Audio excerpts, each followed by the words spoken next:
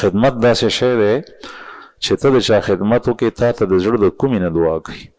د مور خدمت وکې، د پلار خدمت وکې، د یو معذور خدمت وکې، د مشر رور خدمت وکې، د خپلو خپلوانو خدمت وکې، د شیخ خدمت وکې، د استاز خدمت وکې. مونږ کتلی دي چې خدمت د چا وکې سړی کله الله جل شانه بغیر د دعا نه ته بغیر حسي طور سره پوهېږې به هم نه، او الله جل شانه به تا ته د هغې هغه بدله او ثمرات درکوي. مونږ په خپلو سترګو هم لیدلي دي، داسې موقع راغلی دي چې الله جل شانه دا سعادت د استادانو نصیب کړی دی، بیا د هغې هغه آثار هم په ژوند کې ما لیدلي دي.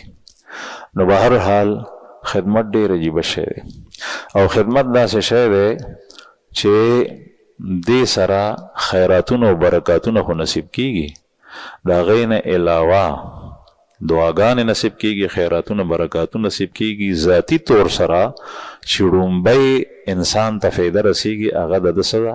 تواضع.